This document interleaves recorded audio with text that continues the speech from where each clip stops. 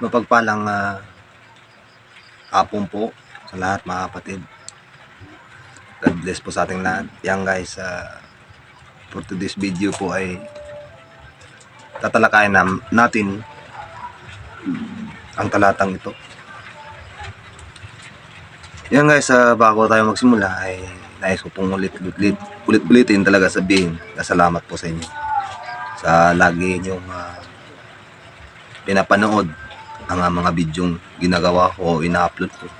At alam ko rin naman po na unti-unti ina-adapt nyo ang mga turo ko. Sapagkat kung hindi nyo yan na ina-adapt, hindi sana ako makarinig ng mga makabasa at makabasa ng mga magagandong comment po niyo. Ayan guys, ang talakayan natin ngayon sa bidyong ito, kung ano talaga ang kahulugan ng tawag niyan, ang anong kahalagaan ang pagbanggit natin sa Diyos na ama ko or ama. Yan guys, kasi maraming nalilito bakit ama lang ako ng ama. Yan guys, dito sa ihayag ko dito nyo malalaman kung bakit ama ko lang ang lagi kong dinadala, ama ko or ama. Yan guys, ipasa ko. Yan. Basahin natin. Nang oras ding yaon na siya ay nagalak sa Espiritu Santo at sinabi, ako'y nagpapasalamat sa iyo, O Ama, Panginoon ng langit at lupa, na iyong inililihim ang mga bagay na ito sa mga pantas at matatalino at pinapahayag mo sa mga sanggol. Gayon nga, Ama, sapagkat gayon ang nakalulugod sa iyong paningin. Ngayon sa Lucas 10:21. Ayan, at ipasa ko rin ang iba dyan ay taong yan na ang tinutukoy ng Panginoong Hesus dyan nang napuno siya sa banal na espiritu ay ang inihayag lang ni Ama ang kanyang pangalan sa sanggol ng mga bagong panganak nun, kung saan yung ang iyak daw nila ay yung pangalan niya. Sige, honor natin yun, pero wala talaga sa Biblia yung ganon. Ginawan lang yun ng kasi yun ng matatalino at marurunong. Narito na nga inilagay niya. Kaya kasi wala sa Biblia, meaning ginawa lang ng matatalino at marurunong. Ayan guys, kasi ang iyak ng ginawa kasi itong iyak ng unang sanggol. Pero tingnan natin sa pangalawa. Pangalawang translation, at interpret natin kung ano to. Yan, pasa ko. Basahin natin. Nang oras ding iyon na napuno si Jesus ng kagalakang mula sa banal na espiritu at sinabi niya, pinupuri kita, Ama, Panginoon ng langit at ng lupa, dahil inilihim mo ang mga katotohanan ito sa mga taong ang akala sa sarili mga marurunong at matatalino, at inihayag mo ang sa mga taong tulad ng bata na kaunti lang ang nalalaman. Oo, Ama, pinupuri kita dahil yun ang kalooban mo. So yun guys, inulit ko po nung unang interpretation natin kanina sa sanggol ay yun ang ginawa ng mga tagalihim na karunungan, na yun po daw ay kung saan ang iyak ng unang sanggol, yun po ang pangalan ng Ama. Okay, depende na yun. Kasi balik tayo guys. Okay, kasi ito ay isang parables to or tinatawag na sa Bisaya na dalik, sambingay. Yun guys. Kaya ang ibang karamihan sa atin ay kahit ano ang iniisip, gaya lang ng pangalan ng Ama, na wala man din talaga sa Biblia na sinabi niya na iyak ng unang sanggol ang pangalan ng Ama. So ginawa lang ng kwento ng tao. Yan guys, pero kung titingnan mo rin naman ang Yahuwah, YHVH, Yahuwah po talaga yan sa ancient Hebrew. So kung basahin natin yan kanina, ang taong yan katulad ng sa mga bata na kaunti lang ang nalalaman, pinupuri kita dahil yun lang yung kalooban, sabi ng mahal pa ni Jesus, sa mga bata lang niyayag. Kasi ang bata kasi ay tawag niya, ang gusto kasi mangyayari ni ama rito ay ano ba ang pag may kaunting gusto ni ama kasi sa pagsunod mo sa kanya ay ama ka lang ng ama, iiyakan mo siya. Ano ba nakikita mo sa bata? Kaunting problema lang, iyak agad. Kaunting problema na, kung may hihingiin, ama agad. Doon iniiyakan ng ama. Pumihiling, ganun kasi ang mangyayari na gusto ipaabot ni ama. Na lagi tayong ama ng ama. Wala tayong bukang bibig sa panahon ng ating problema. Ama lang talaga. Kailangan niya ng ama lang ang lagi mong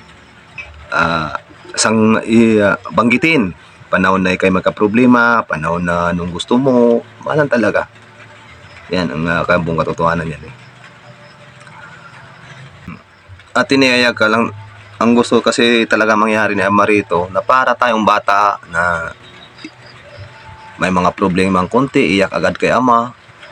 Ama lang tayo ng ama. Yan ang gusto mangyari ni ama. Na sa mga panahon ng kagipitan, ama lang din ang ating tinatawag siya lang. Kaya ang gusto niya mangyari na magiging bata tayo. Kasi kahit naman sa panahon ng Panginoong Hesus, kung hindi kayo magpakabata, gaya ng batang ito, hindi kayo kilalanin na mataas sa langit. Yun ang sabi niya sa kanyang mga disipulo. Kasi ang taong yan, kasi ang gustong mangyari talaga ni ama ay ama lang tayo ng ama. At ang bata rin ay, ang ugali ng bata ay hindi magtanim ng galit, kahit paluin mo man o pagalitan mo. Wala talaga sa kanyang puso ang magalit.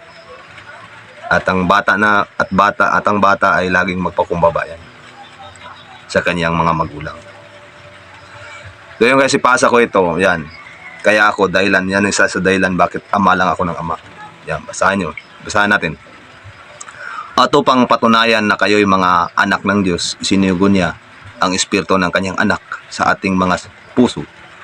At nang sa gayon ay makatawag tayo sa Diyos ng ama ko, ama ko. Ama, ama ko. Yan. Kaya, yan ang dahilan guys. Ama lang ako ng ama. Kahit sa mga post ko, yun doon yung laging pinapaiwati ko ang lahat ng papuri, ama, sa'yo lamang. Kaya yung iba na parang bakit ka dumirik sa ama, hindi ka kumakamad sa anak, hindi, ang anak at ang ama isa lang din naman yan. Nasa inyo na po yun kung anong paniniwalaan nyo. Maraming taong yan, kahit naman ng anak ang kanyang espiritu, pinadala niya ang kanyang espiritu ng kanyang anak sa ating mga puso, nang sa gayon ay makatawag tayo sa Diyos ng Ama. Yan ang buong katotohanan yan. Gusto ni Ama na ama lang tayo ng Ama. Panahon na tayo manalangin, ama lang talaga. Yan guys, ipasa kong isa. Yan. Yan. Romans 8:14-16, sabi niya, ang lahat ng ang lahat ng pinapatnubayan ng Espiritu ng Diyos ay mga anak ng Diyos, sapagkat hindi binigay sa inyo ng Diyos ang Espiritu upang kayo'y gawing mga alipin, namumuhay sa takot, sa halip binigay sa inyo ang Espiritu upang kayo'y gawing mga anak ng Diyos. Kaya nakatawag tayo sa Kanya ng Ama, Ama ko. Ang Espiritu ang nagpatutuo kasama ng ating Espiritu na tayo'y mga anak ng Diyos. Yan guys. Diba? Naririnig nyo na rin na kaya at nababasa nyo. Yan naman talaga ang kalooban ng Diyos nang pinadala niya ang kanyang Espiritu sa kanyang anak. Patungo sa ating mga puso upang tayo'y makatawag sa ating Diyos ng Ama, Ama ko. Ama, Ama ko. Yan ang panalangin ko, Ama, Ama ko. Ama namin na nasa langit, yan lang talaga ang lagi kong pray. Yan guys, ibigay ko rito ang all protection, pati rin sa healing water sa dulo ng video ito na magagamit nyo sa mga may sakit. Yan po, walang pili po yun. Yan, nabasa nyo na po ang mga talatang yun na isa lang talaga ang gustong mangyari ni Ama, na ipahayag ang kanyang kalooban sa mga bata lang na katulad nating laging may problema, sama lang tayo humingi. Kunting problema, iyak, Ama. Kunting problema, iyak, Ama. Yan ang panalangin ko, Ama lang. Ama at Ama ko. Yan naman talaga ang gustong sabihin ng mahal na Panginoon Jesus na isunod niya sa atin. Kaya nga tinuro niya ang Ama namin na panalangin. Kasi yung gusto niyang mangyari sa Ama lang, tayo hihingi sa pangalan niya rin. Kasi siya ang inutusan ng Ama dito sa lupa at gumanap bilang Ama rin natin. Kasi ang Ama at ang Anak at ang Banal na Espiritu, isa lang man din yan. Pero ang gustong mangyari ng ating mahal na Panginoon ay Ama lang ang panahon. Sa panahon na tayo manalangin at iiyak sa Kanya ay Ama lang. Yan guys, nasa inyo na po yun kung anong gusto nyo paniwalaan. Sa dulo ng video ito, ipapasa ko po ang healing water at saka ang protection. Yan. Kaya dito lang pasa ko. Yan. Aba, Aba, Ifata, Ili, Ili, Salbami. Diba? Ang 4 na words lang. Ang Aba, Aba is Ama ko, Ama ko.